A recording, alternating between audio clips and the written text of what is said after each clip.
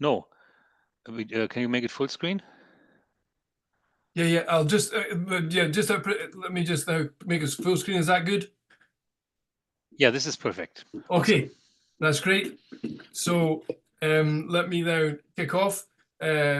So I'm delighted to have been invited by Thomas, and it's a pity I wasn't able to get to the Fields Institute earlier, nor at any time during this semester. But I'm sure if anybody who's there with Thomas is having a great time, and I'm sure it'll be really good for the area to have such a program at such a high level program at such a big institute. So that'll do maths oncology a lot of good in its promotion. And so today and on Thursday, I'll be giving two talks. The first talk is on angiogenesis, mainly connected to tumors, but there are other aspects of angiogenesis that I'll touch on this afternoon. And then on Thursday, I'll talk about invasion and metastases. And so angiogenesis, invasion, and metastases are two of the original 6 hallmarks of cancer. And we'll see that how important angiogenesis is for the development of a solid tumor. But as the title says, the modeling of angiogenesis that I've done over the years is not only related to tumors, but I've also done some modeling where angiogenesis occurs in wounds and wound healing and in retinae. So in the development of an eye in an embryo, there's a vasculature there that allows the healthy eye to develop properly. And so this is the more formal, this is the modified title of my talk rather than just angiogenesis. So it's a mathematical modeling of angiogenesis in wounds, tumors, and retinae, the good, the bad, and the retinae are rather beautiful. So it's the good, the bad, and the beautiful. But I'm not going to do it in that order. So I'm going to mix things up because where I started my interest in angiogenesis modeling was connected to tumors, so tumor-induced angiogenesis. So that's where we're going to start. And so then we're going to go on to wounds and then finish off with modeling angiogenesis in developing retinae. So that's the order of the talk. So I'll give an overview of what angiogenesis is from a biological point of view. Oh, that's my mouse, sorry. And then focus in on tumor-induced angiogenesis, then look at angiogenesis in wound healing, and then angiogenesis in retinal development. And then the sort of last piece of work that I did in this area was with some colleagues in Harvard, and that was looking at tumor-induced angiogenesis, but specifically in gliomas, which are brain tumors. And then it was they had very good MRI imaging of gliomas, and they could estimate how much drug was given to the tumor through the vascular network in mice. So we'll get to that towards the end, and then wrap up with some thoughts on where one might head. And just before I do anything, I'll thank my 2 main collaborators in this work that I've done. First, Sandy Anderson, who worked with me for about 10 years on tumor-induced angiogenesis. Sandy was with me as a postdoc when I was in Dundee, and now Sandy's gone on to greater things. And as you probably all know, Sandy's now in the Moffitt Cancer Center in Tampa in Florida. And then the person I worked with probably the longest in this area is Professor Stephen McDougall.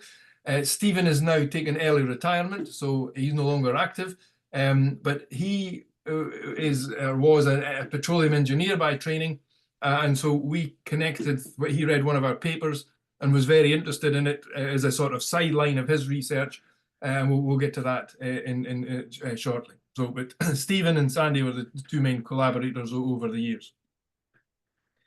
And for a personal point of view, my interest in math biology in general, but also angiogenesis in particular, was inspired by this man here on the left, Darcy Thompson, who had held a chair in the University of Dundee for 33 years And as you can see there from the dates, after he had 33 years of a chair in natural history in Dundee, he moved to St Andrews, and he then had the chair there for 31 years. So in total, in his research career, he held a chair for 64 years. So that's a long time to be a full professor. Anyway, in his famous book on growth and form in 1917, he was one of the first people who really brought mathematics, or in his case, geometry, to bear on biological systems. So he's been an inspiration for me throughout my career. And indeed, in the book on growth and form, there's a chapter in itself called On the Form and Branching of Blood Vessels. So Darcy looks at the form and structure of blood vessels, how they function and what their role is, and in particular looks at the geometry of connected vasculatures and how all the vessels are connected, and how that affects their function. So that was over a century ago in 1917, and we'll see that it's not only just interested in the general structure of the vessels. He was interested in other key points which we've picked up in our modelling. The point from my perspective is when we thought we'd discovered something new, and then I went back to Darcy, he'd already sort of realised the importance of key features of blood vessels, as I say, well over 100 years ago. Okay, so angiogenesis as a biological phenomenon, this is a sort of a description, a biological description. We just read there, angiogenesis is the growth of a new network of blood vessels from a pre-existing vasculature. So that's important. The generation of a new vasculature is a different process. So angiogenesis arises where vessels are already and generates a new vasculature, sometimes called neovascularization. That's another name for it. And so angiogenesis, this has been well studied now for over 30, 40 years, and it involves our blood vessels. You can see here at the bottom and right, these are some schematic of blood vessels. You can see here there are sort of cells, a cross-section of the blood vessel. You can see cells. These are called endothelial cells, and these endothelial cells line all the vessels in everybody's body. And then on the outside of the vessel, there's a sort of sheath, which is a seal, and that stops the blood getting out. And these endothelial cells normally don't really proliferate. They just connect to each other very tightly with this external basal lamina on the outside, and that allows the blood to flow through our vessels without any leakage. In pathological situations, as we'll find, tumours, wounds, and retina, there is actually some leakage across the walls of the blood, and then from blood you get oxygen, so you can get perfusion of oxygen to the tissue from in these pathological situations. But normally our blood vessels, the endothelial cells, don't do very much. Their job is to line and secure the wall of the blood vessel and allow the blood to flow through. But in angiogenesis, which is the generation of a new network, the endothelial cells are activated into migration, and we'll see why that is in a minute. And then they proliferate, and the vessels are embedded within extracellular matrix of tissue, so they actively degrade the tissue as they're migrating and proliferating. And they're programmed to form new vessels. So they don't just diffuse, they don't just spread randomly into the tissue. They form new vessels as they're going, because that's their job as endothelial cells, to make vessels. And then, so initially they form new individual vessels, and then some of these vessels will connect up one-to-one to form loops. These are called, in a process called anastomosis. And so once you have a loop, then you can get blood flow into the new vasculature. And so this process repeats. The endothelial cells are proliferating and migrating, generating new vessels. The new vessels are connecting to form loops, and then you get blood flowing through the looped system. And so that process repeats until something happens. For tumor angiogenesis, it'll be that the endothelial cell, the vasculature connects with the tumor. For a wound, it would be that the wound is completely healed. And for the retina, it means the eye is fully developed, and so these processes stop. Except in tumors, they don't stop. That's the thing that we'll see. Okay, and once you've got blood flow, again, we'll see this in more detail later on. The blood flow isn't just important to bring oxygen and transport oxygen throughout the body, but the blood, because of its flow and because of the stress, the sheer stress that the flow itself exerts on the wall, that can generate new blood vessels through stimulating the endothelial cells through biomechanical effects. So the blood has a dynamic effect on the actual structure of the network. It's not just a rigid fixed structure that carries fluid in it. The flow actually affects the structure, and then the structure affects the flow. So there's a sort of dynamic interplay between the two, and that's what makes it, from my point of view over the years, a fascinating system to model. So just a little bit of history, if anyone's interested. The term angiogenesis was first coined in scientific literature in the early 1900s by an American surgeon called Joseph Flint. And it comes from the Greek. There's two words: angio, which means blood or blood vessels, and genesis means the formation. So that's the sort of etymology of the word. And in terms of tumor angiogenesis, that followed shortly after in 1907, Professor Edwin Goldman in the University of Freiburg. And he had the idea of injecting Indian ink. Obviously, in those days, visualization was slightly tricky, but injecting Indian ink, you could see the flow through the vasculature. And he was the first to use this technique to look at tumor vasculature. So this is from his 1907 paper. This is his description. He builds on the work of others, and he notes that in the normal blood vessels in our normal tissue or our normal organs are nicely organized. The formation is regular. They've got regular branching. They've got regular loops. Everything's nicely regular. But for tumor angiogenesis, one of the things that distinguishes tumor vasculature is its irregularity. It's very chaotic. All the vessels are mixed up of different sizes, and that has implications for delivery of drug to the tumor, as we'll see. So angiogenesis first arose in the early 1900s. People were aware of it. And then from the 1930s to the 1960s, people began to look in some detail at tumor angiogenesis and develop various techniques to do that using animals and implants in animals. And by the late 60s, the researchers had a hunch that for tumor angiogenesis, the new vessels that are stimulated from the vasculature that exists is generated from some diffusible substance that comes from the tumor cells.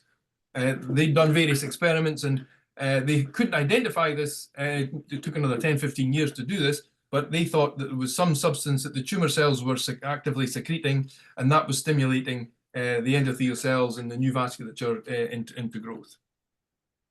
And that may have been all that happened in tumor, or it may have just, so as you can see, there not many people here were interested in, maybe half a dozen or so for over 30 years. But tumor angiogenesis really took off in the early 1970s through this man, Dr. Judah Folkman, who worked in the Children's Hospital in Boston. And he really is the father of tumor angiogenesis for 30 years. From the early 1970s into the early 2000s. And he's published, if you Google or go into Google Scholar or whatever and type in his name, he has a lot of hundreds of papers on tumor angiogenesis and the vasculature, the structure. So he really is the father of the subject. And one of the things that he did early on was to develop this assay, which was very easy to visualize. And so this is the cornea, this is an eye of a rabbit. And so what has happened here at this point, P, he has implanted a small fragment of a tumor, an avascular spheroid, let's say. And so that's implanted there. And at the bottom of the eye, there are things called limbal vessels. Here we go, a limbus. These are limbal vessels. And so you can see, this is a schematic diagram at the bottom here. After a few days when the tumor is implanted, you get some activity in the limbal vessels. So beginnings of new sprouts, capillary sprouts as they're called. And then over a period of about 2 weeks, you can see that this new vasculature arises. You get new loops forming, then you get new sprouts and new loops. And then after 8 to 10 days, you get the formation of a densely connected network at the leading edge. And then this new vascular network eventually connects with the tumor implant. And of course, when it connects, the blood delivers oxygen to the tumor, and that's exactly what tumor cells need. So they need oxygen to survive and proliferate and grow. And this angiogenesis is a big step in the growth of solid tumors. Tumors pass through 2 phases. The first phase is called avascular growth, where they get their nutrients from the exterior through diffusion of oxygen and glucose, for example, so diffusion alone. And so that means that they can grow to a finite size of a few millimeters in diameter. And if that was all that tumors did, very, very few people would die. But the tumor cells themselves, they sense this, and in the interior there are hypoxic cells, so they're oxygen starved. And it's these hypoxic cells that secrete these diffusible factors, which we'll see in a minute what they're called. And so these diffusible factors then are secreted into the surrounding tissue. And of course, healthy tissue is perfused with blood vessels. And so these factors stimulate the endothelial cells to proliferate, migrate, and form new vessels. And then these new vessels connect with the tumor and oxygenate the tumor. And so you get vascular growth, which is a rapid expansion of the solid tumor. So there are 4 main components to the tumor-induced angiogenesis that one should focus on if you want to start modeling.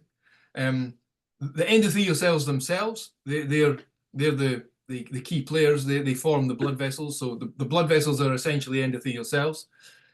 Oops. Then you have these diffusible factors. They were initially called tumor angiogenic factors, TAF for short.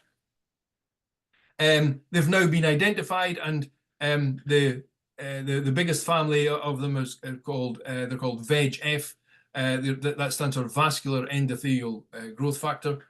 And these diffusible factors stimulate the endothelial cells to move via chemotaxis, and we'll see what that means in just a minute.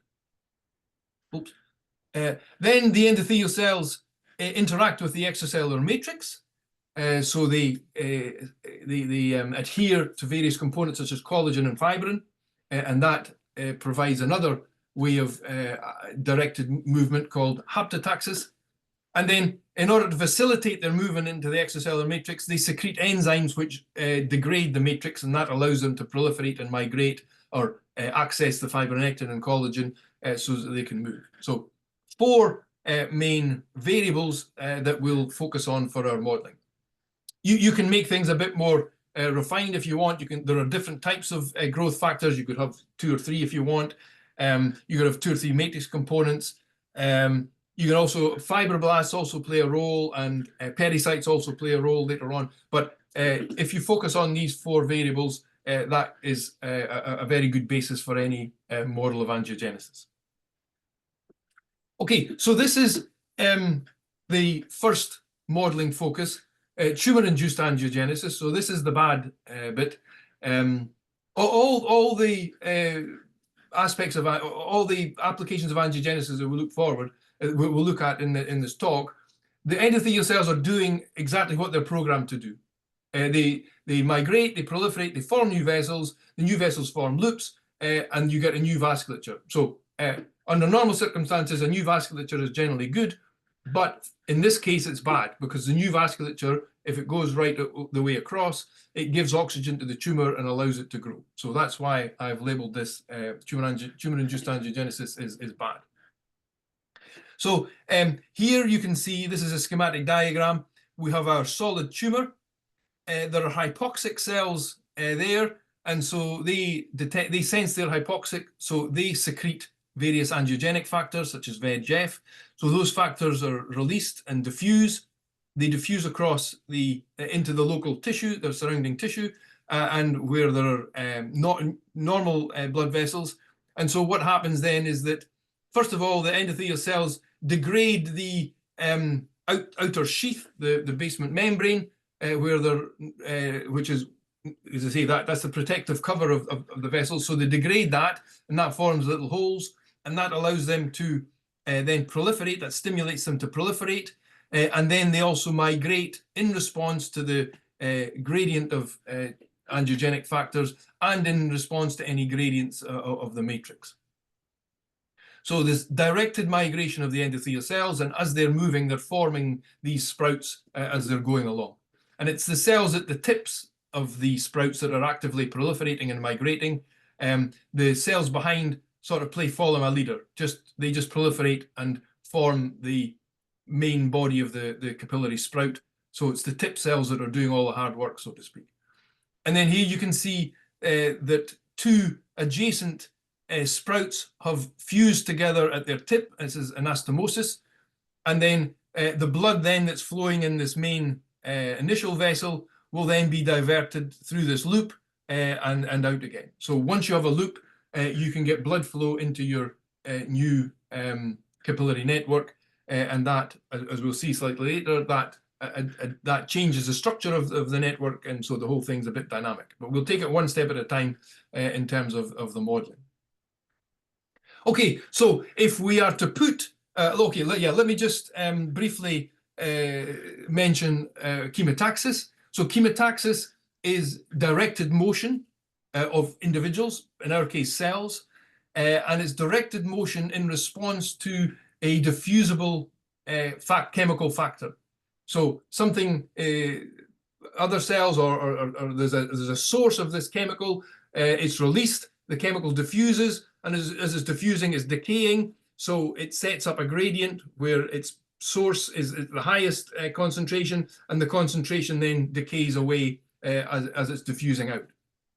And these two little movies are of a completely unrelated system, but it shows you very nicely what chemotaxis is. These are Dictyostelium amoebae, and there's a chemical called cyclic AMP, and in each case, you'll see a pipette. That's what's being used here, and cyclic AMP is being released from the tip of the pipette. So that's a little like our solid tumor. The pipette is releasing the cyclic AMP. In our case, for tumor-induced angiogenesis, we have the hypoxic cells in the avascular tumor that are releasing VEGF, and then the endothelial cells are responding chemotactically. They're playing the role. So the amoeba here are playing the role of the endothelial cells. So we'll just have a look at the video on the left. So you can see here the chemical is being released from the tip of the pipette, and these amoeba are sensing that, and they're responding chemotactically. So you can see they're all moving in towards the tip of the pipette, moving up the concentration gradient. And if you leave the pipette there for long enough, they'll all aggregate around the tip and form a dense mass of amoeba. And you can see that on an individual amoeba on the second movie on the right. So again, we have a pipette. The amoeba detects the gradient. You move the pipette, the gradient changes, the location of the high concentration changes. The amoeba then changes direction and moves towards the tip of the pipette. So you can keep doing that, and as you can see, the amoeba will respond and move to wherever the tip of the pipette is using this directed motion called chemotaxis. The other type of directed motion that's very important is haptotaxis. As you'll see from the name, it's similar, but this involves substances that don't diffuse. And so here's a little slide with these are actually cancer cells, these are carcinoma cells, on a glass slide, and the cancer cells can't get a grip, they can't adhere to the glass slide, so they adhere to each other and just stay as a little compact mass of cancer cells. If you then add in a component of extracellular matrix to the glass slide, so you put some extracellular matrix on the glass slide, the cells can interact with the matrix and the fibers in the matrix and begin to spread out. And then if you put a component that's very adhesive, there are several matrix components such as collagen, fibronectin, and in this case tenacin, you can see that the cancer cells really have spread very widely locally into the on the glass slide. So this is all done by detecting gradients in adhesion molecules or density of the fibronectin and the collagen, and so using that gradient to spread in a directed motion. So it's this mathematically it's the same motion, it's movement of a gradient, but in this case the gradient is generated from a non-diffusible substance, and in our case we're going to degrade the matrix, and so that's going to produce a gradient in a key molecule such as fibronectin, and the gradient then is going to allow the cells to move, the endothelial cells to move in a directed way. So if you put all that together, put all that information together in a basic PDE model, which is where my modeling background is from, applied maths using spatiotemporal systems, so PDEs. So we would have initially you can pare it down just to actually 3 equations. So we have an equation for the concentration of angiogenic factor, which is C, an equation for the endothelial cell density N, an equation for the extracellular matrix, which we've denoted F, standing for fibronectin. Now, in this sort of absolutely minimal model, we have the angiogenic factor is, in our case, is going to be produced on a boundary. So there's no explicit production term because it's on a boundary. So there's a source of it on a boundary. Then it diffuses, then it diffuses here with standard diffusion, and then there's some uptake by the endothelial cells. The endothelial cells have a bit of random motion. They respond chemotactically, so this second term is the chemotaxis, and then they respond haptotactically to the gradients in the fibronectin. And the endothelial cells are both producing fibronectin, so they're secreting fibronectin, which allows them to adhere. Even so, if there's not much in the local surroundings of matrix components, the endothelial cells can produce their own fibronectin, and they also degrade whatever fibronectin is in the matrix itself. So they produce and degrade the matrix. Now, if one wants to be more precise, as I said on the previous slide, there's matrix degrading enzymes. So a slightly more accurate model is for to have the endothelial cells produce the matrix degrading enzyme M. That diffuses and has natural decay, and then it's the matrix degrading enzymes that degrade the fibronectin rather than the direct interaction of the endothelial cells. So this model with matrix degrading enzymes is slightly more accurate in terms of modeling this system. But you can do this with 3 equations, and it's in that sense it's slightly simpler. Okay, Mark? so yes, Thomas. Mark, is Thomas? Yes, question to the equations. Can you go back just quickly? Yeah.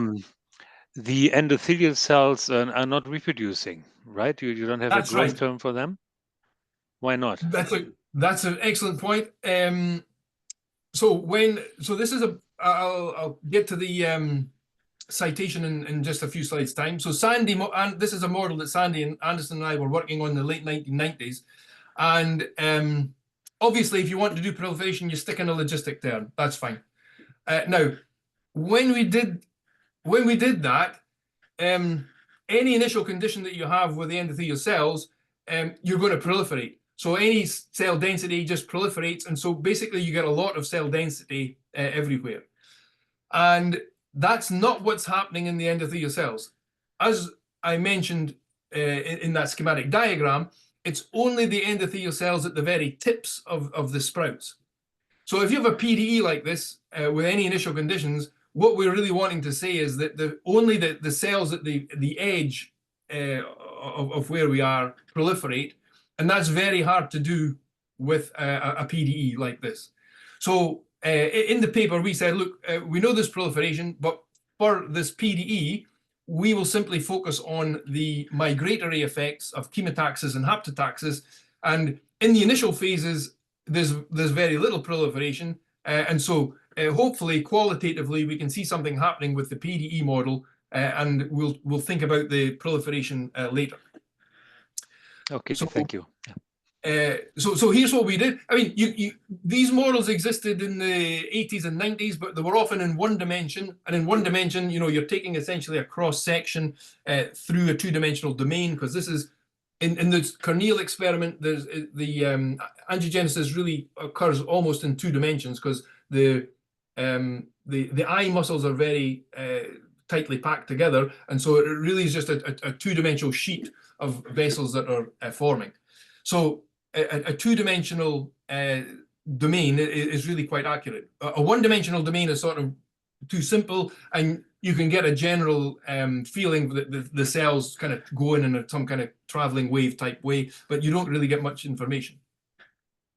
So this is what we did in two dimensions initially with the PDE. This is a two-dimensional domain, and this is meant to model that corneal experiment. And so on this edge here at x equals 1, we've placed some tumor cells.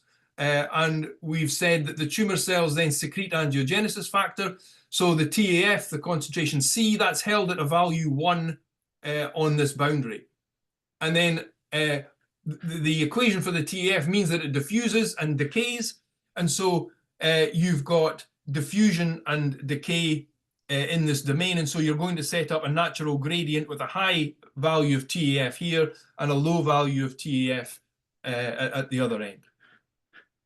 And what we can see over time is that we initially had 3 regions of endothelial cell density which were unconnected. You can see over time that they actually move horizontally as well, and at some point they all connect up, and so that's down to the interactions with the matrix. If you take away the haptotaxis, if you set the haptotaxis coefficient to 0, you don't get this connection.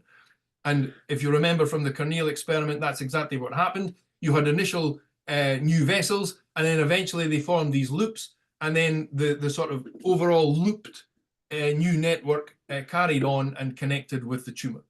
And so qualitatively, at a sort of crude level, macro scale level, we've captured the correct dynamics, that unconnected endothelial cells or unconnected sprouts, unconnected vessels, migrate through chemotaxis and haptotaxis. They connect up at some point in the domain, and then as a new connected network, they carry on throughout the domain, and eventually, if you run the simulation on far enough, they will reach the boundary x equals 1, and at that point, they connect with the tumor cell, and then you have vascular growth. So qualitatively, that captures what is observed.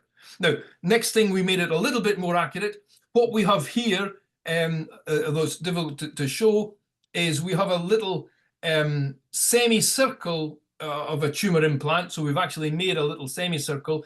And so from the boundary of that tumor, we've put the tumor angiogenesis factor equal to 1. And so now we've got a radially symmetric distribution of angiogenic factor, which is also decaying. So again, we have a gradient. And in this case, you can see here, once again, our 3 regions of endothelial cell density move via chemotaxis and haptotaxis. They cannot connect up earlier in the domain, and then they carry on as a connected network into the domain. And then you can see here, this is our little tumor implant, our little theoretical tumor implant. Eventually they connect up, and at this point then you would assume that you have vascular growth, that the tumor would then start growing if you had an explicit term for the tumor cells themselves. So this, and again, is more accurate. This is more or less what happens in that corneal assay that we saw. You have a tumor implant, it secretes angiogenic factor, that creates a gradient, it stimulates endothelial cells. They then move by chemotaxis and haptotaxis. They form a connected mass of vessels, and then that connected mass of vessels continues on and connects with the tumor. So qualitatively, that was exactly what's observed. But if you look in detail at this experiment, it's clear that you don't have a density of cells, you have discrete vessels. That's the whole point of a capillary network. You have discrete connected vessels, and those vessels are carrying blood. So this is nice qualitatively, and when we were working on this in the late 90s, this was the first 2D model of tumor-induced angiogenesis, so that in itself was a step forward. But we weren't, we could see that that didn't really quantitatively match up with the actual structure. So we wanted to try and push the model a bit further to see if we could generate a discrete network. And to do that, we used a very nice technique, which basically involved using what we had already done in our numerical scheme. So in a numerical scheme, we just discretized everything very straightforwardly using explicit central differences on the 2D domain, so on a 2D grid. So you have a sort of 5-point stencil for your discretization. So you have a central point ij, and then you have the 4 neighboring points on your grid, and that is your stencil to estimate the densities at the next time step.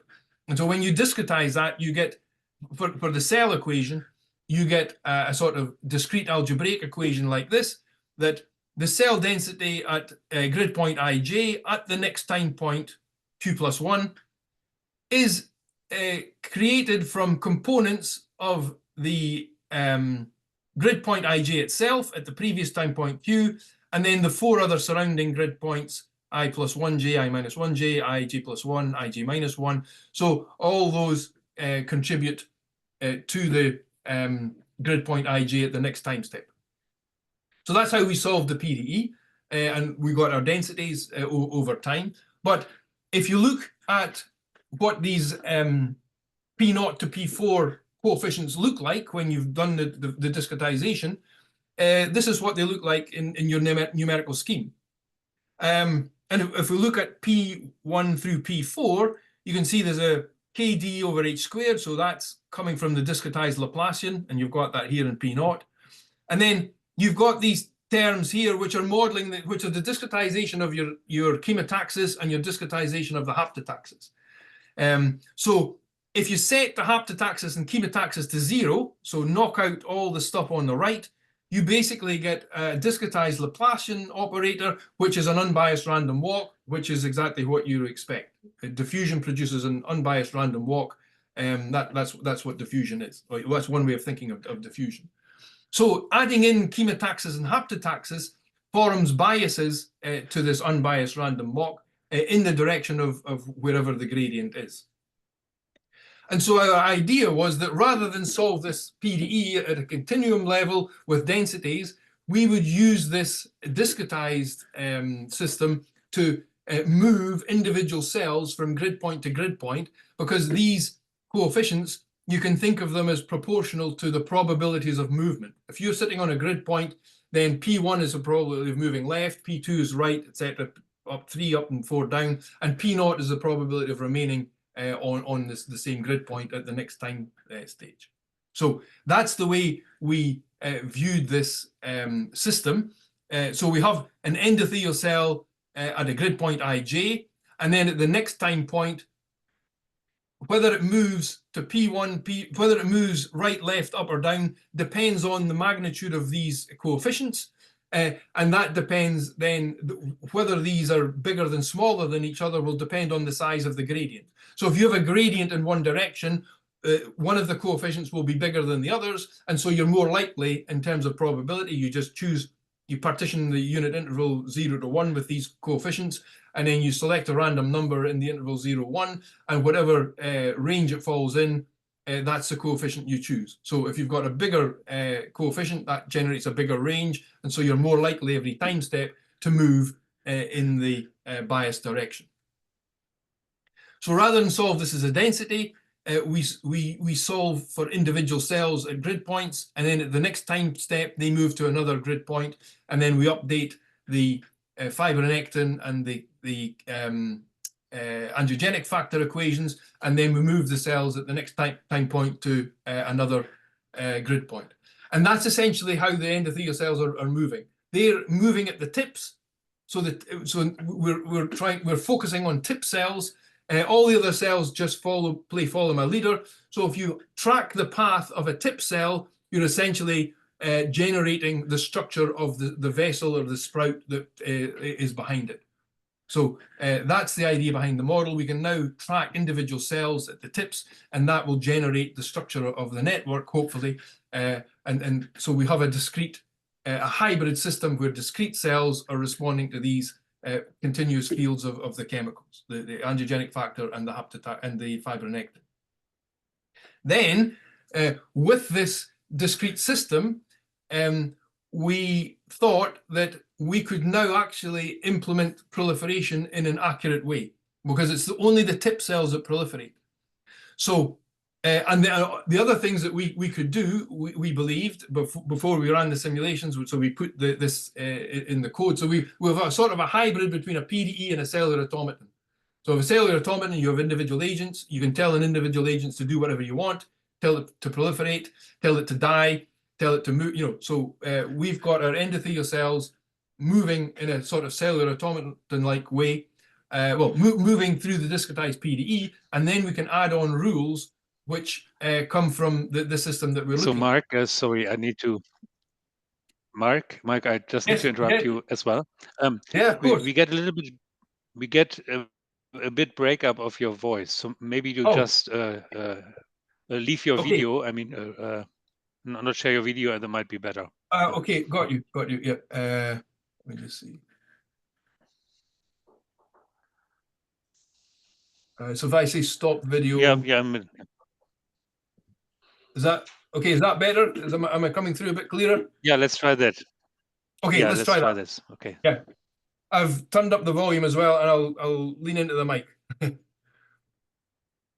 Okay, so with this discrete system for the endothelial cells, we can now introduce little rules. So we can introduce a branching rule, and we'll see how we did that. So we can say, an endothelial cell, rather than it can split into two daughter cells through proliferation, and then one of the daughter cells can go left, and one of the other daughter cells can go right. So you can introduce branching at the sprout tips. We introduced proliferation at the sprout tips simply by saying every 24 or 36 hours, whatever was the estimate for endothelial cell proliferation rate, we would generate a new daughter cell at the sprout tip. So every 24, 36 hours, we simply added in a new cell to the sprout tip, so that both lengthened it, and we had now two cells that were migrating, and so that was a mechanism for branching as well.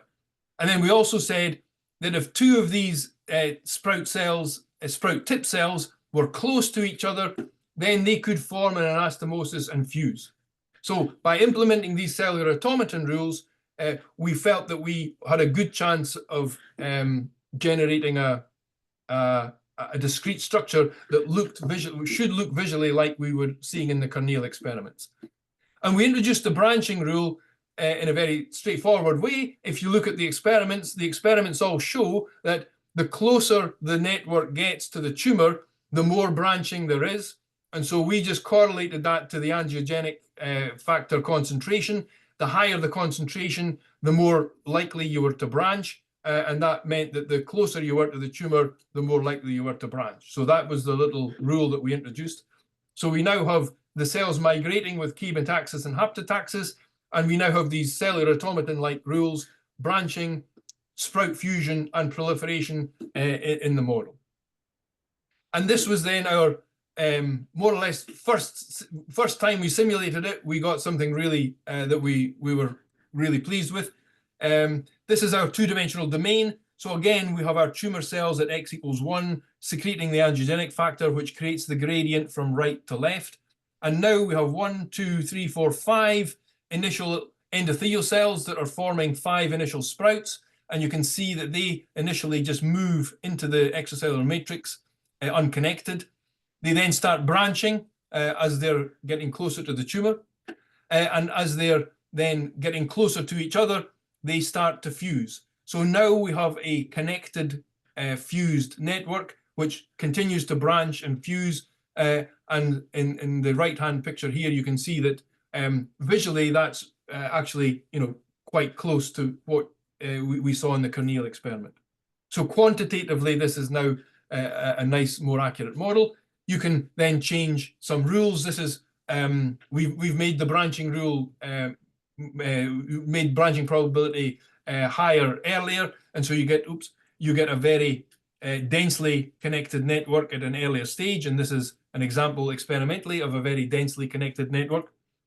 And then this is an experiment where they had this is actually this isn't a D, this is an upside down P for a pellet. So they soaked a pellet in angiogenic factor, little spherical pellet, and you can see that formed a focused response in chemotactically. And so we did that as well. We put a little semi-spherical, semicircular pellet here, and that produces a nice focused response of our mathematical vessels. Then when we bought a new computer, we did it all in 3D. So there's nothing much changed here, except this is now a cube of tissue. So here we have our initial vessels. On this face on the bottom, that's where our angiogenic factor is. That's where the tumor cells are. So this is just a nice straightforward generation of blood vessels in a cube, moving linearly and connected up.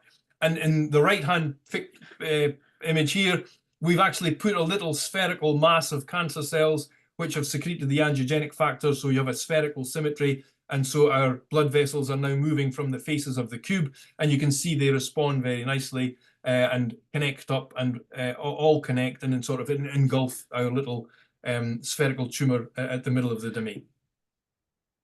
And you can see that here. This is just the left-hand image. So we have our vessels at the top face, and they're responding to the chemotaxis, the cancer cells on the bottom. And so you can see with this visualization, we can really get an idea of how connected and how dense and how many loops there are in a fully three-dimensional network. Okay, so that was where we were at the end of the 1990s. And of course, that looks good. And it's certainly in sort of the eyeball norm, it's good. And in fact, if you start counting vessels, you can make it as accurate as you want by changing your parameters. But of course, the one thing that we have not included in our model, which is what blood vessels do, is that they carry blood. And so that's a bit of a weakness in the model. Of course, you can get away with that in modeling. You can always make excuses for your model. You can say that, oh, well, our blood vessels don't contain blood, but we can assign some oxygen to these vessels and we can have some distribution of oxygen. So although there's no explicit blood, we could associate some oxygen with it. And, that's a proxy in terms of modeling. However, we wanted to try and do a bit more and actually put some blood flow into it. And Darcy Thompson was aware of this in 1917. And he says the many problems of a hydrodynamical kind arise in connection with the flow of blood through the blood vessels. And this is where Professor Stephen McDougall came in. We met him shortly after our 1998 paper. He'd read that and he was really interested in it just from a purely personal level. And so he contacted us and said, any chance that we could collaborate, because I normally model gas and petrol and gas and fluid flow and rigid pipes, but we could probably modify my techniques to your angiogenesis model and see where we go. So that's exactly what we did. So with Stephen's help, we looked at a first model of fluid flow, i.e. blood, but it can also be a drug, fluid flow through the vasculature. So we made some assumptions just to help us along to get the first model. We assumed that the blood was of a given viscosity. That's not correct. We knew that, but so you can think of this as just water. We assumed that the capillaries were all the same size. That's not the case. They vary in size. And we assumed that they're rigid tubes, which again, they are not. They're blood vessels, so they move, they flex, they've got elasticity. So we're essentially saying that the fluid flow is like water in concrete pipes. So that's a big assumption, but you have to start somewhere before you then refine your model. So those are the assumptions, and if those are your assumptions, then the best, you don't need to do anything fancy. And in fact, at this level, you certainly don't need to do anything fancy with your fluids. You don't need Navier-Stokes or anything like that. You can simply assume that the flow is Poiseuille flow. So this just relates the flow rate, the flux Q, to the size of your radius of your pipe, the pressure drop across your pipe, and the length of your pipe, and the viscosity of your fluid. So that tells you how your fluid is flowing in a piped system. So we have a pipe system. So this is our parent vessel, and then our new capillaries that we've generated with our hybrid model are discrete pipes, and they connect up and then they carry on. So in addition to Poiseuille flow, if you have an initial flow in the parent vessel and start putting flow down here with some pressure drop, you can calculate everything with an initial assumption that when you interact at a node, you have conservation of mass. So whatever fluid flows in equals the fluid that flows out. And with Poiseuille flow and conservation of mass, you have just a big linear system to solve for Q and P. And so that just takes a bit of time on your computer, but then you can push fluid through the network. And so that's what we did. First of all, with just we just called this a fluid. This could be blood or it could be chemotherapy drug, but it was just a proof of concept that the modeling approach worked. So here we have our parent vessel at the top, the red vessel, and we have our tumor cells at the bottom. They're secreting the angiogenic factor. So this is our 2D domain. And now we've got we've generated a blood vessel network. And so now we're pushing some fluid into the network. And as you can see over time, that the fluid eventually in the bottom two pictures, the red is high level, high concentration. So eventually the fluid reaches the tumor cells at the bottom. So proof of concept, the modeling worked. We can take our vascular network, we can put fluid into it, and the fluid will eventually reach the tumor cells. However, the time scale is rather long, so that's not accurate. This is a very, very long time for the fluid to reach the tumor cells, in which case the tumor cells may be dead through starvation of no nutrients, and that clearly doesn't happen in real life. This is just another simulation with changing the geometry, and this is even slower, but you can see here, this is our sort of focused network, focused capillary network, where we have a semicircular source, and this takes an even longer time for the fluid to reach the tumor cells with any significant level of concentration. So again, qualitatively correct, the fluid goes through the network, it connects with the tumor cells, but quantitatively not correct, happening on too long a time scale. And again, just when you think you've got a good idea and it's yours, we go back to Darcy Thompson. He understood this, that you needed more than Poiseuille's law, because blood isn't like water. It's a very interesting rheology and fluid properties. So you need to be a bit more accurate with your fluid law. And we were able to update our model through looking at some very, very nice papers of Axel Priest and Tim Seacombe in the early 2000s. And they'd generated a microvascular network in a rat, some tissue in the rat. And they'd examined, they looked at the three things. They looked at the viscosity of the blood. They looked at how that connected to the radii of the capillaries, and then they connected that also to a component they called H. H stands for hematocrit, which is the percentage of red blood cells in your blood. So blood is basically composed of plasma, which is the fluid, plus red blood cells. And the higher the number for H, the more red blood cells you have, and so that changes the rheology. And as you can see, the curves here are very non-linear. So your apparent viscosity, this mu, depends on the vessel size and the amount of hematocrit in your blood. So that produces a non-linear effect in your viscosity. So, but since we're working with just Poiseuille's flow, we don't, again, need to go to any serious fluid dynamics. We can just simply incorporate that into our Poiseuille flow law. Rather than have a fixed viscosity, we can have this apparent viscosity now, which will vary from place to place on your network, depending on the radius of your vessel and the hematocrit that's in the vessel. So we've now got a sort of non-Newtonian Poiseuille law, still coupled with conservation of mass. And so the other thing that we were able to do for the model improvement is to adapt the size of the vessel radii. And this was all done with some nice experiments by Priest et al. They noticed that the radii of your vessels depended on 4 main components: wall shear stress, so that's how much stress the fluid is putting on your wall as the fluid's passing. The pressure difference across your vessel wall. There was some metabolic stimulus that they called that related to both the flow rate, Q, and the hematocrit. And then there was a natural tendency just for a vessel to die away over time if nothing much was happening. So these components either increased or decreased your vessel radius depending on their interplay.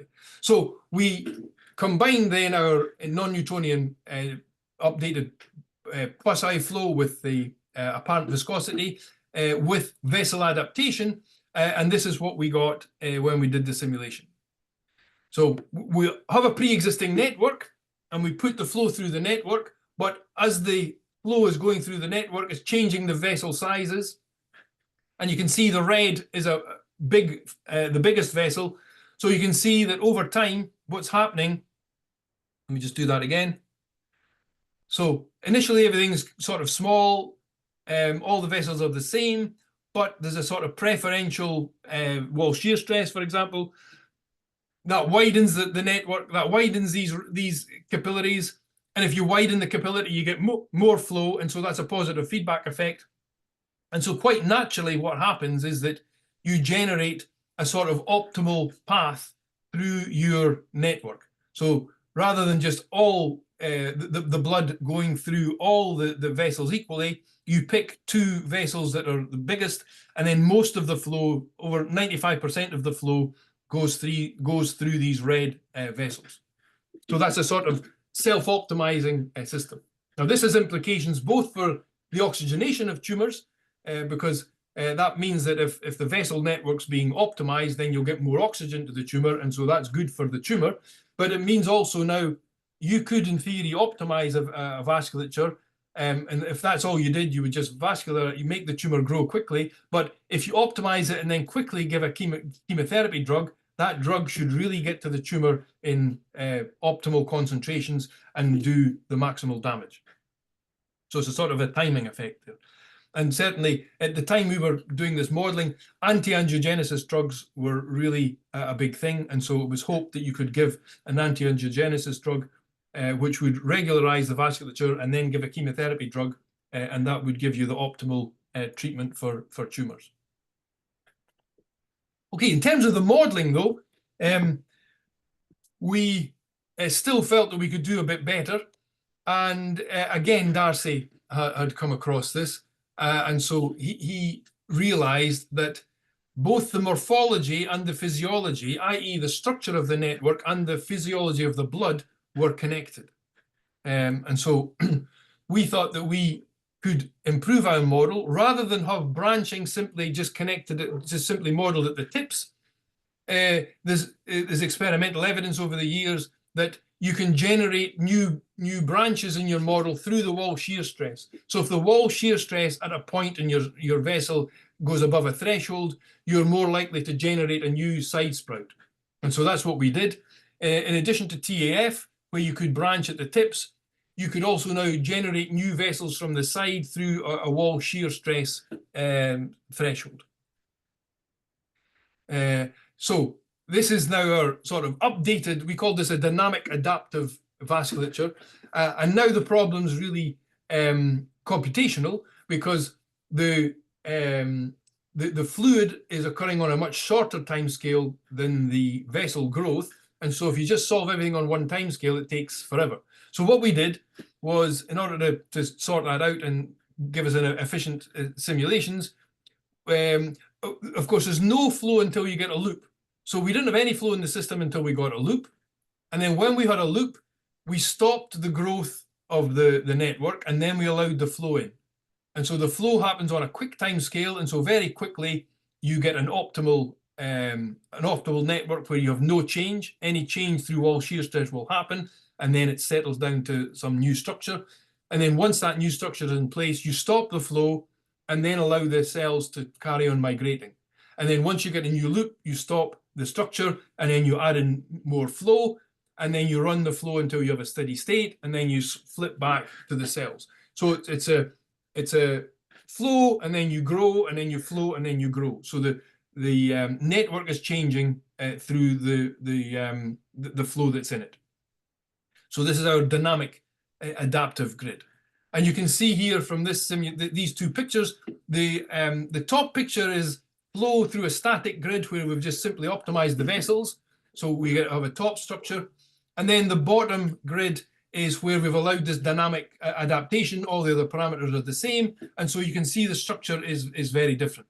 So the flow itself modifies the network, which was a big conceptual advance. And then you can play with parameters and say, what happens if I change this parameter? How does that affect the structure and the flow? In interest of time, I'll just quickly go through these, just showing you can, by changing the parameters, you can change the network and you change the amount of flow. And you can estimate that now that we've got the nice model. You can estimate how much blood or how much drug is in your network, and how long it takes to reach the tumor cells at the bottom edge of the domain. So you can do that by changing the parameters, and you can work out an optimal system to get as much chemotherapy drug to the tumor within a given time. Okay, so that's tumor-induced angiogenesis. Now, that was the bad. Now we'll go to the good, which is wound healing. And this was work that Stephen and I did with some colleagues in University of Ulster in Northern Ireland. And they had a system of wound healing based on mice. So they had mice, and they shaved the mouse on the back, and then they made a wound in the back of the mouse. And they stuck a little transparent chamber on the back of the mouse. And then they observed the wound through the chamber window over a period of 2 weeks. And then once the wound had healed, you could take off the chamber, and the mouse went back to its normal life and didn't seem to be troubled at all by the wound chamber on its back for 2 weeks. So it gave a very nice system where you could really see what's happening in a very nice way. Okay, so we simply took our tumor model, because the endothelial cells were doing exactly the same. So if endothelial cells, angiogenic factor, fibronectin, matrix-degrading enzyme, you discretize equation 1, so all that's the same. We have the non-linear flow, the non-Newtonian flow. We have and that's, this is our apparent viscosity, which is from the Priest equations. And then we have the adaptive radii in equation 7. So this is exactly what we had in the tumor. Now simply we put it on a circular domain, because that was the domain that was used to create the wound.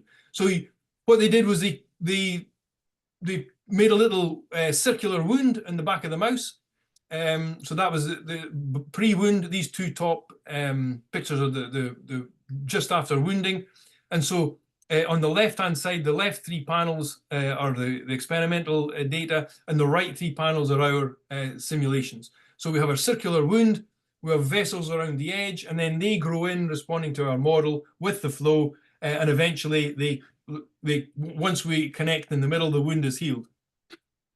So these are the experimental data over a 9-day period, and the straight line is our simulation. So we've matching the data at, it's not too difficult to do given that we've got reasonably spread of size, but nonetheless, qualitatively, you can see that the wound is getting healed in the correct manner.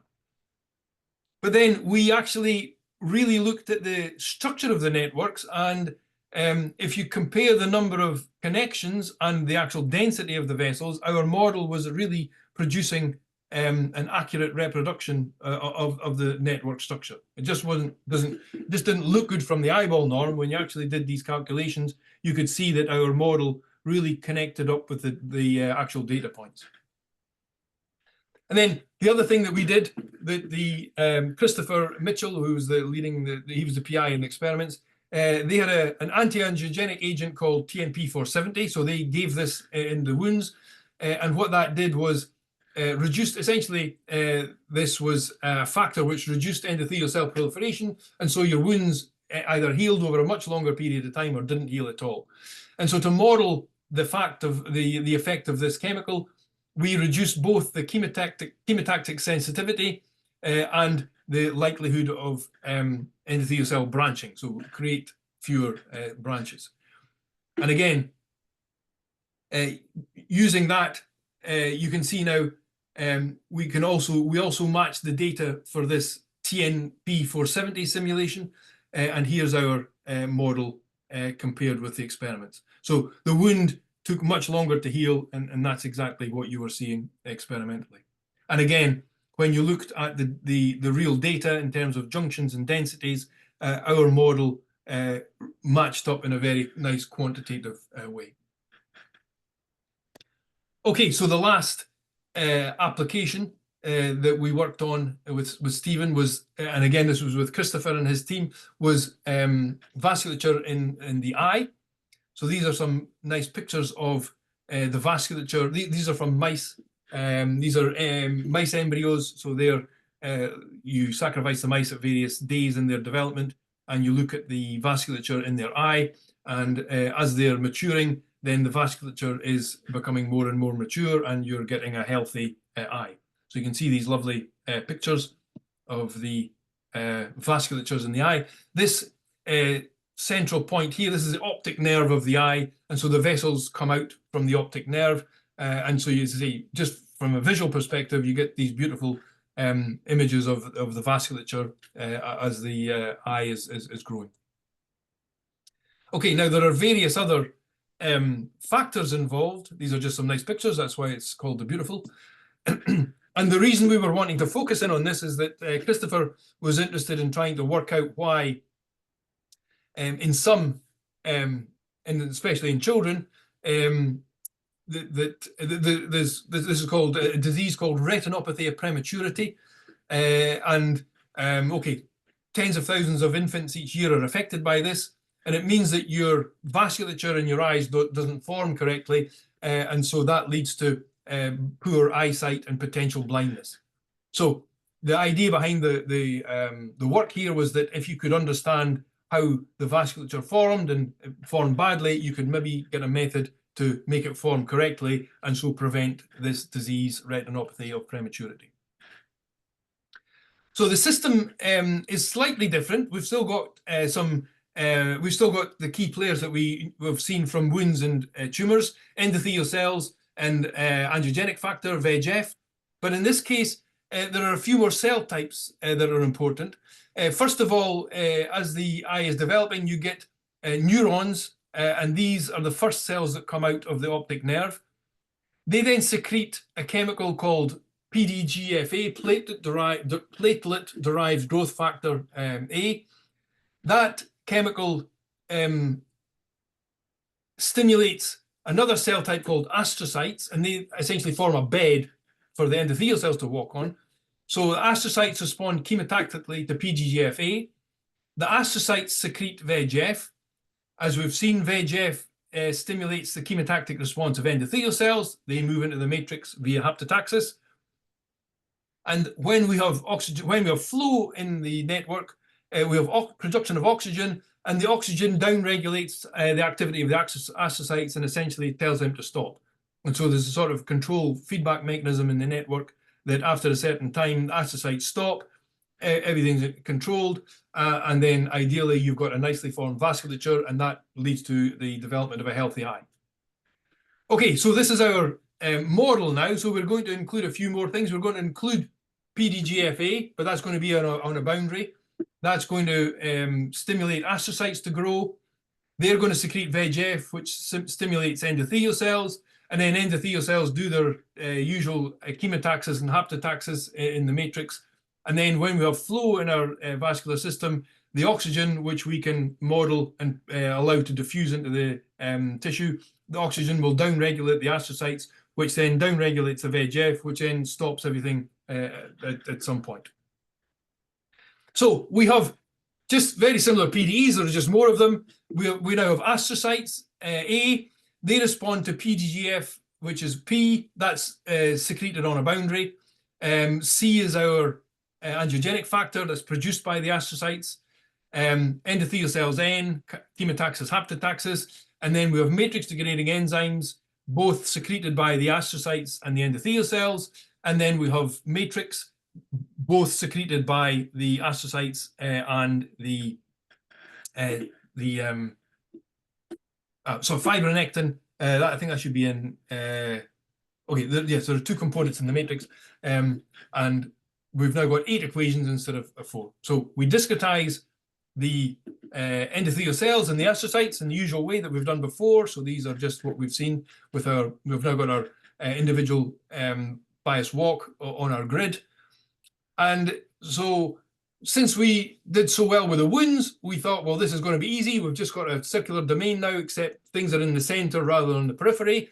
And so we simulated that, and we had a really bad result. What we were finding was that the endothelial cells, the capillaries, okay, they started out, you can see here, these individual capillaries, then they connected, which is kind of what you want, but then they just connected and they stopped. And they should be throughout this domain. You can see here, these are the astrocytes. So you can see the endothelial cells should be filling the domain, but they've stopped very close to the optic nerve, and this is the oxygen profile. So clearly there was something wrong with the model. So in order to resolve it, we were stuck for a long time, and then by chance, Axel Priest, that did all the nice work in the early 2000s on the nonlinear viscosity of angiogenesis, I invited him to Dundee to give a seminar, and so after the seminar, and Stephen was there, Stephen and I essentially spent the whole afternoon showing him our new model and asking him what he thought. And he said, oh, well, I've just done some new work, and what you need to do is add in a few extra bits to the angiogenesis model. And so one thing that we had to add in was something called phase separation. So when blood comes to a branching point, it doesn't split equally left and right. There's a bias. So this is called phase separation. So more hematocrit goes down one of the branches than others. So we incorporated this phase separation into the model, parameterized by experiments by Priest. And then there were, Priest was convinced that, so this is what he called shunt prevention. He was aware that if you just simulated it as we'd done, you would get your vessels to fuse too quickly and then they would stop. So he had proposed in work that at that time we were unaware of, but then we were made aware of. He had proposed 2 stimuli, and he called it one stimulus a convected stimulus, and it was related to the hematocrit. And this was a stimulus that prevented side branching in your sprout. So it was a sort of negative effect, and it was due to the flow in your vessel. And he also had what he called, he had another flow, which was the convected stimulus went down the sprout, and then you had another stimulus going against the flow related to other parameters, and again this acted as a mechanism to stop side branching and to stop things fusing too early. So we again went to his paper and incorporated that as 2 new stimuli which withheld branching in our system. And once we'd implemented these, so 3 things: phase separation and these 2 extra stimuli, we were able to generate really nice vascular structures within the whole retinal domain. So you now see these are these thick green vessels are the main vessels that have managed to get to the edge of the domain, and you can see they've connected up at a late stage. So the loops are nice and broad loops rather than the shunts that formed initially. So if you look at, again, more closely at the actual structure, the structure that we developed, so each left-hand figure is our simulation, and the right-hand figure is the experimental data at time points progressively getting later. So as you can see, going on, this is a very long, mature vessel. Here's a long, mature vessel, and you've got lots of side branches. And again, our model was now connecting quantitatively to the data. Okay, in the last 5 minutes, I'll just focus on two things. We did this work with colleagues in Harvard. So we took our model. They had very good data on glioblastoma, which are brain tumors in mice. And so they were able to image the vasculature in the mouse brain very accurately.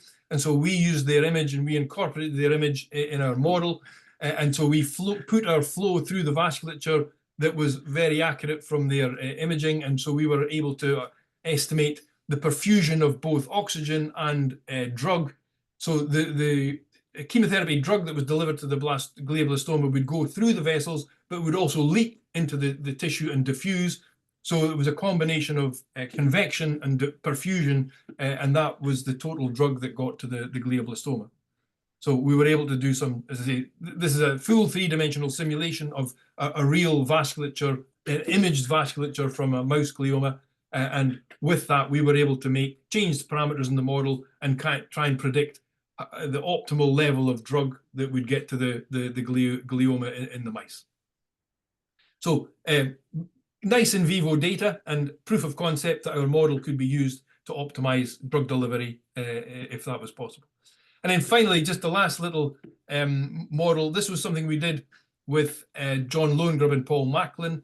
They had an avascular model, and we essentially glued our two models together. So this is the last simulation that I'll show you. So here's our angiogenesis model. Here's their avascular model. And now this is a nice vascular growth model.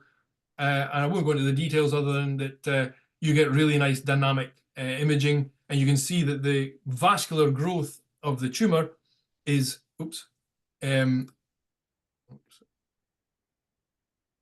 really heterogeneous. You don't just blow the tumor up as a balloon. You can see, because of the nonlinearities in the model, that the tumor, when it's vascularized, really grows in a very heterogeneous way. And I'll pick up on this on Thursday when I talk about invasion. Okay, so in summary, I think the take-home message is that in the late 90s, Sandy Anderson and I developed this novel, at the time, hybrid continuum modeling technique, which is now very well used, not just in modeling angiogenesis, but it's a sort of an interesting modeling technique that you can use. And our work with our experimentalists showed that, our in silico modeling can really be accurate in not just a qualitative way, but a quantitative way. We haven't worked on this for a while, basically because we didn't connect with any experimentalists that had real data, or we were trying to connect with clinicians who had real data, because that was the sort of next obvious stage for us to go. But unfortunately, we didn't manage that. And then, as Stephen's now retired, and so that's where the modeling is. That's more or less what we've done. And so I'll just finish with a final slide to thank the other people involved. Maria, Andrea, and Christopher, they were the team in Ulster who did the wound healing and the retinal work. Mike Watson was a postdoc with Stephen and myself. He's now in Sydney with Mary Myerscough. He's got a permanent position in the University of Sydney. He did the work on the wound healing and the retinal work. And Maureen Aubert was a postdoc with Stephen and myself. She did a little bit at the start with the with the wound healing. So thanks to them and all their input.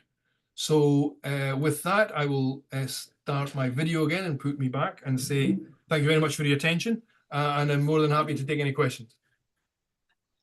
Yeah, thank you very much, Mark. This was a tour de force of mathematical modeling. Absolutely fantastic. Thank you. Really good. So reminding the students, if you want to compliment the speaker, you'd simply ask a question. Are there any questions?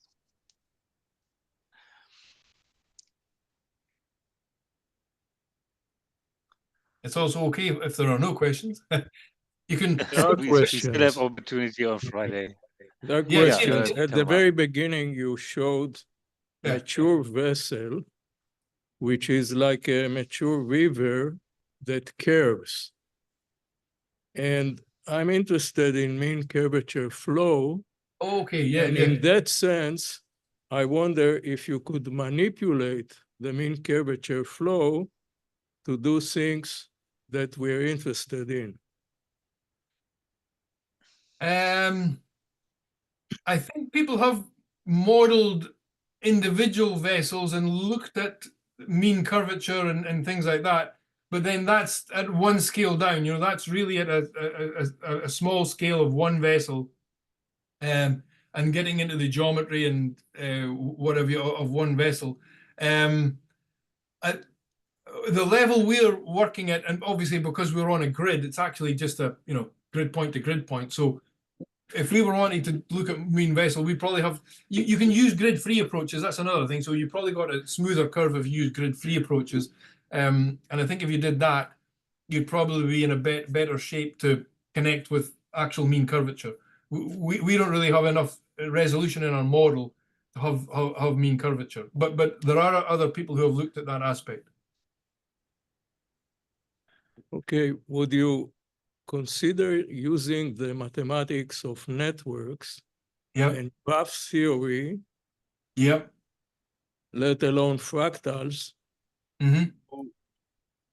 to make fine-tuning of these networks that you're simulating?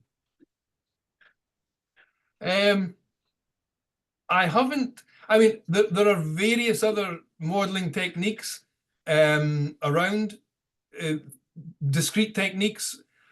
So let me just, before I get to the graph theory stuff, the reason Sandy and I took this approach was in the late 90s. The students on the call here might not believe this, but in the late 90s, people didn't like discrete models. So if you sent a paper with just a discrete model, certainly if you sent a paper with a cellular automaton model to referees, you could just get it rejected straight because they didn't like the modeling technique. In fact, James Glazier, who developed the cellular POTS model, that often happened to him in his early work. He just got papers rejected. It didn't even get reviewed because people didn't like discrete systems. So Sandy and I felt that because it was connected to PDEs, it might be likely to be more accepted by the community. And then it turned out to be a really nice way of doing it, and it's kind of taken off.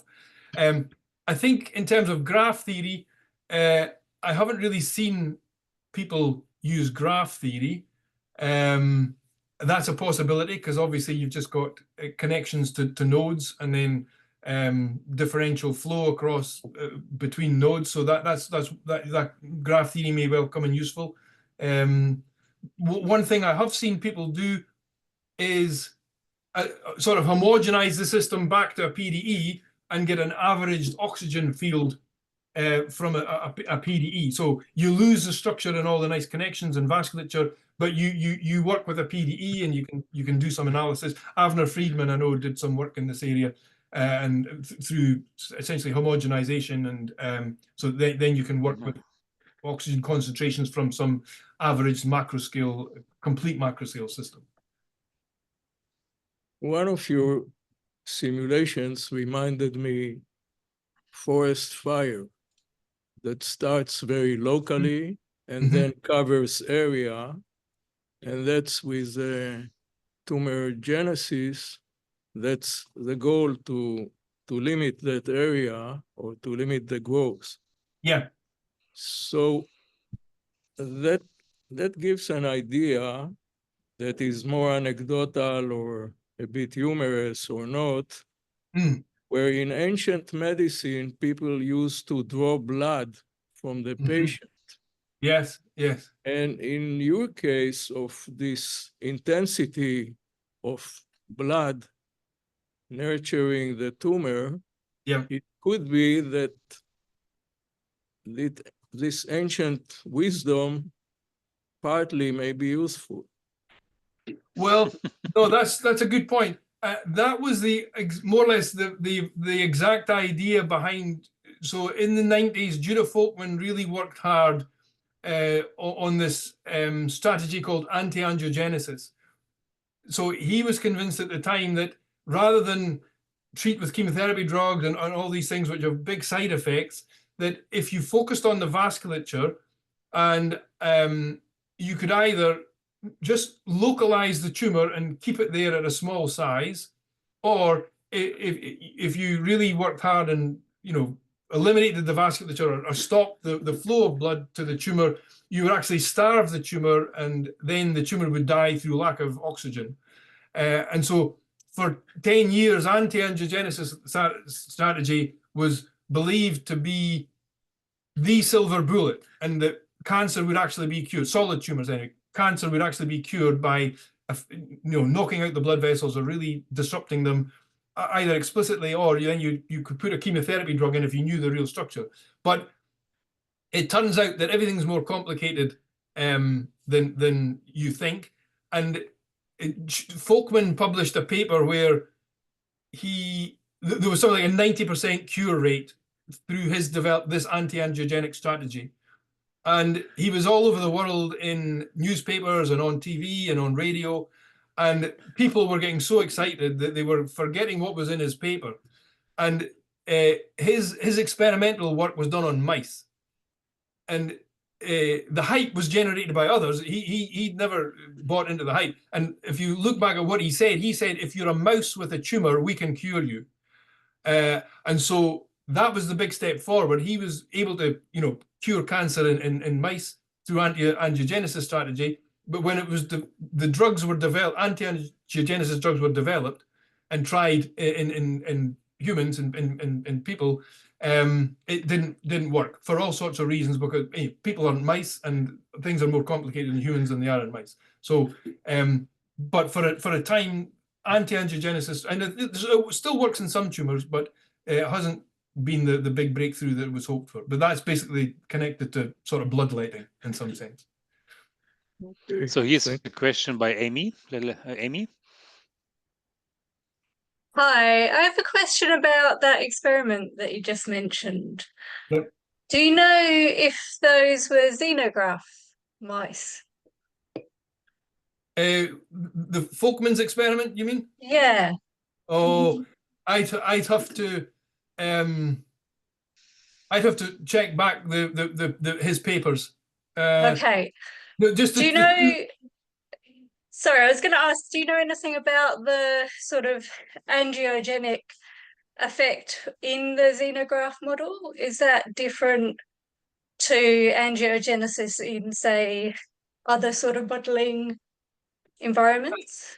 I think these in vitro experiments, or even animal in vivo experiments, it's different to humans. That's the bottom line. And yeah. Later on, so once we had our nice angiogenesis model, the dynamic adaptivity and all sorts of things that were looking good, Stephen McDougall and I went to visit a guy in Belgium, a guy called Peter Carmelit. And Carmelit had worked with, there's another big guy in the field called Rakesh Jain.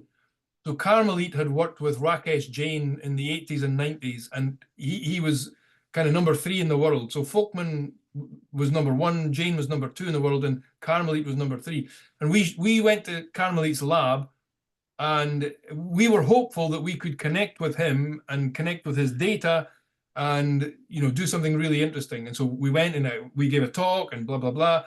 And then he met with us in a formal meeting in the afternoon, and he said, your model's really interesting, but I'm not interested because I no longer believe in anti-angiogenesis. I'm focused on something else. And he was focused on metabolomics, which I think Angelique Stefanou talked about in the August workshop.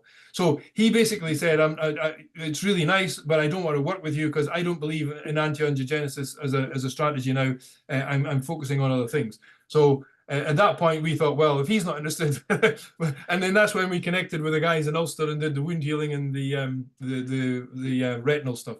And as I say, the tumor stuff is still there. I hope we could still go back and relook at it if we were connected to some data. But as I say, we didn't ever, from our point of view, we didn't ever do that, unfortunately. Yeah, so I would say we stop it here. So thank Okay, you very much for a very engaging talk. And then anything else, we continue on Thursday. indeed. Yes, look forward to it. That's Thank you very great. much, Mark. Yes. Okay. Yes. Thanks very much for your attendance and your time. And I'll look forward to reconnecting on Thursday for invasion and metastasis. Great. Awesome. Awesome. Thanks a lot. Have a good rest of your day. All the best. Cheers. Yeah, and you too. Yeah. Thanks. Bye.